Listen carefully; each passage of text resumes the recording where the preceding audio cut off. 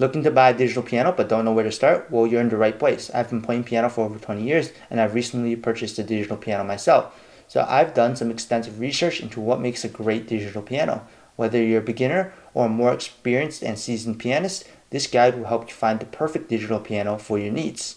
When buying a digital piano, there are 4 key factors that come into play: price, size, sound, and key feel. Among these, size and key feel are the most important, so let's start there. Size. The only size I can recommend is 88 keys, the same as your standard acoustic piano. Anything less can limit your ability to play certain pieces. While 88 key pianos may cost more, they're absolutely worth it for the flexibility they can offer. Now let's move on to key feel. When looking for a digital piano, you'll want to look for one with fully weighted keys. Fully weighted keys are essential because they are more similar to the feel of an acoustic piano.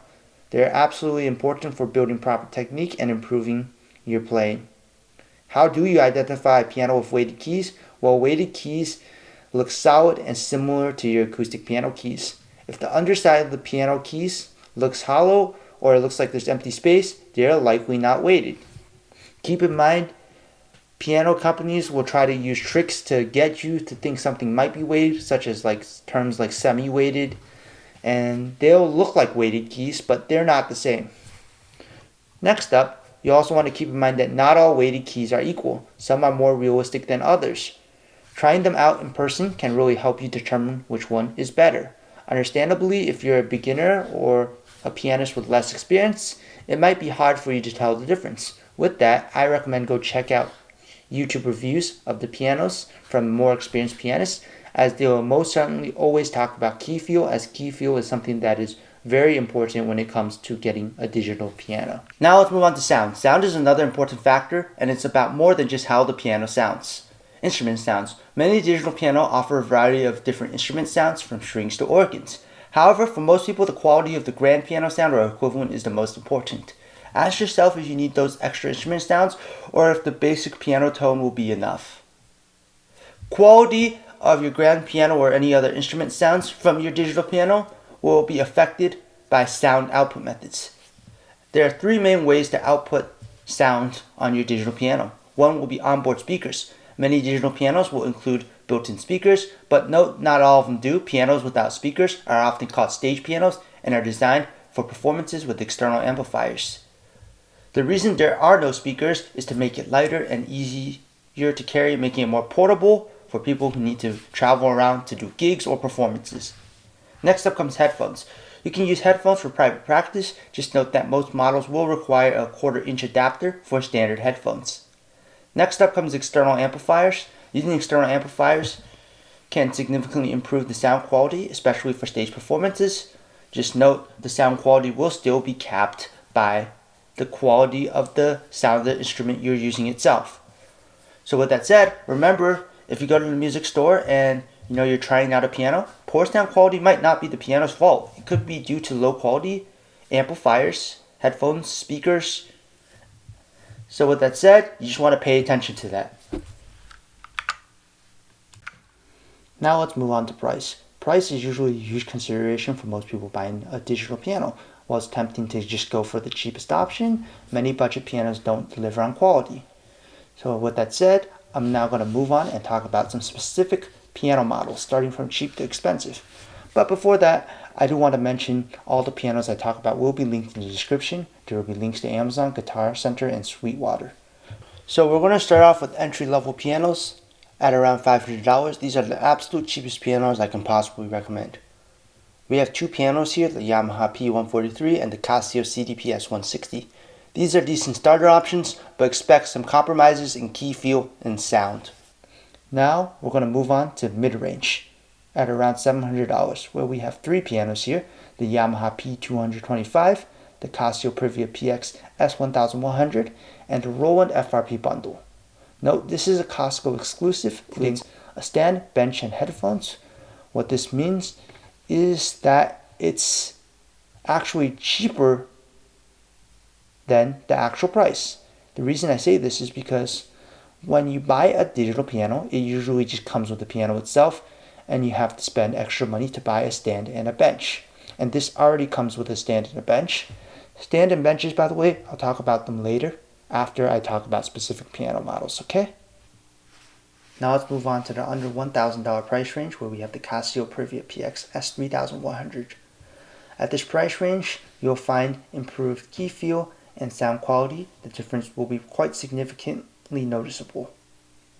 Now let's move on to the $1,000 to $1,500 price range where we have three pianos, the Yamaha CK88, the Roland RD88EX, as well as the Kawai ES520.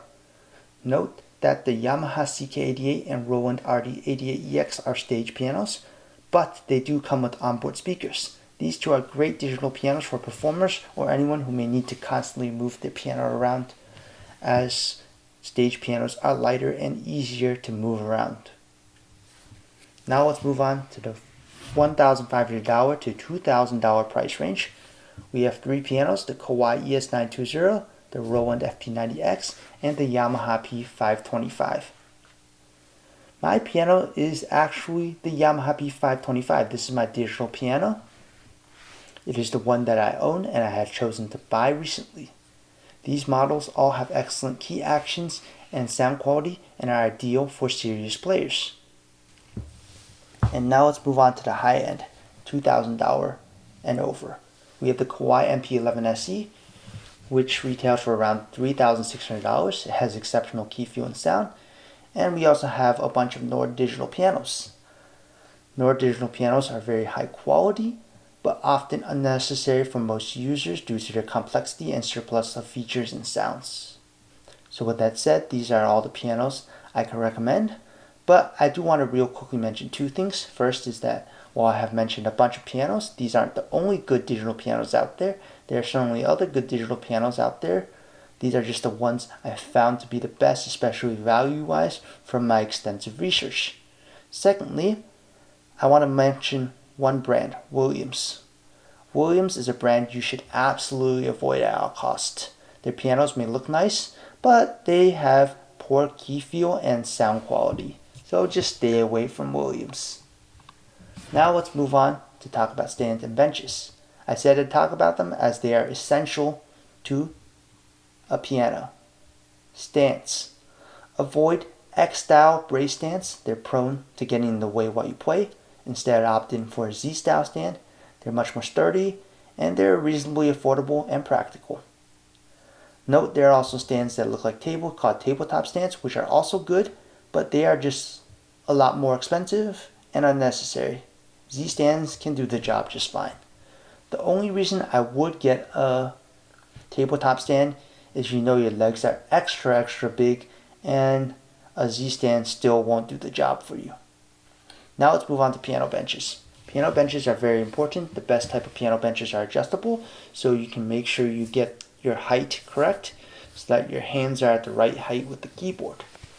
But I will say this, those can be expensive, so if you really can't afford it, you don't have to do it. I personally just use my acoustic piano bench. It's not a very expensive bench, it's a decent one, and that's what I use. I just drag it over when I play my digital piano and drag it back to my acoustic piano when I play on that instead. With that said, I do also want to mention one more thing, which is like piano stands, the X-style brace piano benches aren't that good. Don't get them. Instead, get ones that have your solid four legs. Also, quick pro tip, if you're buying from Guitar Center, don't buy piano benches or stands there. Amazon and Sweetwater are much better in both quality and price and have a much larger selection. Links to some recommended stands and benches will be put in the description. So now for some final tips. At the end of the day, the best way to choose a digital piano is to try it yourself. Visit a music store and test different models to see which feels and sounds best for you. I will say this, if you go to the music store, you won't necessarily see every model of piano that I've listed in this video. In fact, I personally haven't even tried every model of piano I've mentioned here. My recommendations are just mostly based off of extensive research. Also remember, there's no one-size-fits-all piano. What works for someone else might not work for you. Some people might need to move their piano around more. Some people might use headphones more. Some people might use the speakers more. Take your time, do your research, and most importantly, I wish you best of luck in finding a good piano. If you found this guide helpful, don't forget to like, subscribe, and remember to check out the links in the description as there are some great piano recommendations there.